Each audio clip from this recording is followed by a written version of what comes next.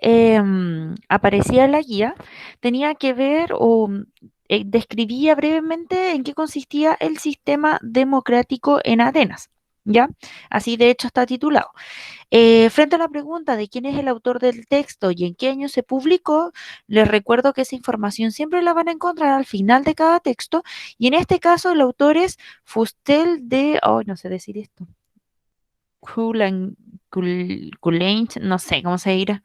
Bueno, y el texto fue publicado en el año 1982, ¿ya? Recuerden que esa es la información, la primera información que aparece siempre al final de cada extracto. Luego dice, de acuerdo con el texto y los contenidos de la clase, ¿qué características tuvo el sistema democrático ateniense? Menciona dos.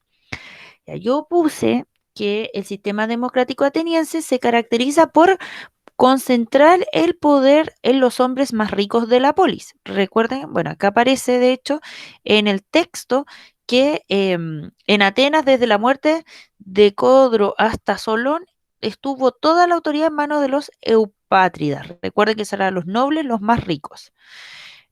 Sí, es un sistema aristocrático, como bien indica el Martín Clapp.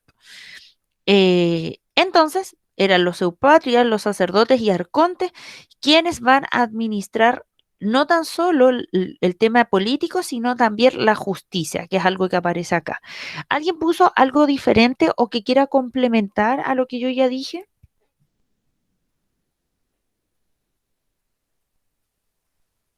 ¿O tenga alguna duda con lo que puso y quiera saber si está bien o no?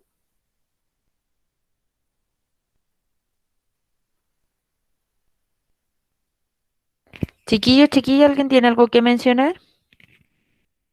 No, por lo menos yo no. ¿Y los demás? Yo tampoco. Yo puse estructura de la pirámide. Ya, ¿en qué sentido?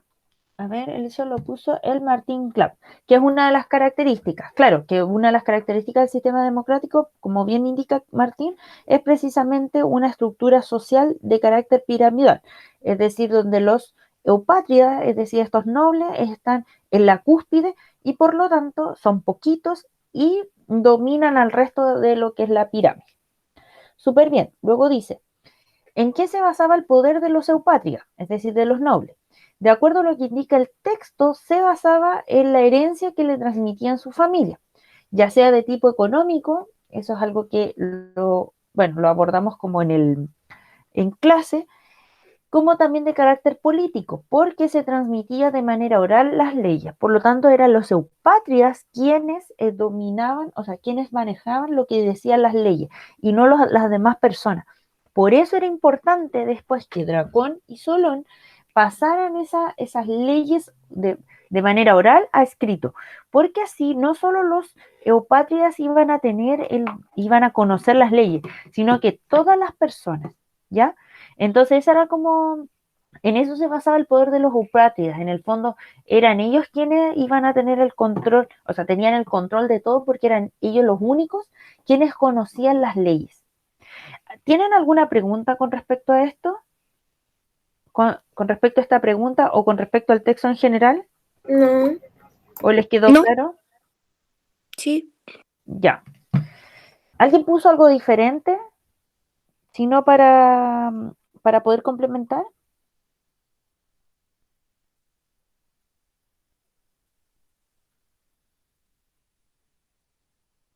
¿No? ¿Nadie puso algo diferente?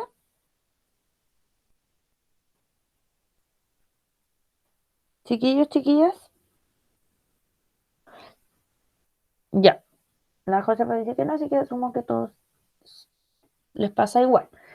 Luego, el texto número 2 y el número 3 hablaba sobre las reformas, bueno, las dos reformas aristocráticas al sistema, las reformas al sistema aristocrático ateniense, que era desarrollado por Solón, primero por Dracón y luego por Solón, y luego las medidas propiamente que tomó Solón. Eh, el documento número 2 estaba escrito por Gloria Morán, ¿ya? Ahí le pueden poner el nombre, porque seguramente solo pusieron el apellido. Eh, Entonces ponen que es Gloria Morán la autora del texto número 2, que aparece acá, y el texto número 3, el autor es Solón, ¿ya? ¿En qué año fue publicado el texto número 2? En el año 2008, mientras que el documento 3 no se tiene claridad de cuándo pudo haber sido escrito, pero se presume que pudo haber sido escrito entre el 638 a.C. o el 558, ¿ya? Entre ese rango de tiempo probablemente fue escrito. Frente a la primera pregunta de quién fue Solón, bueno, el primer texto indica que fue un aristocrático ateniense que permitió organizar la democracia en la polis. Recuerden que era un arconte, ¿ya? Solón tenía dinero, Solón venía de estas familias aristocráticas que tenían propiedad en la tierra, ya eso es súper importante. Y además Solón se encargó de organizar la democracia de la polis. ¿De qué manera? Redactando una constitución, ¿ya? Luego dice, ¿cuál fue la contribución, su contribución a la política ateniense? Bueno, lo que indica ambos textos es que él logra implementar dos instituciones de carácter comunitarias en el ejercicio del poder. ¿A qué se refiere eso? Con que más personas, tal como mencionábamos en clase, más personas pudiesen acceder al poder a participar de la política. Y eso lo hizo a través del Consejo de los 400 y la Asamblea Popular o Eclesía.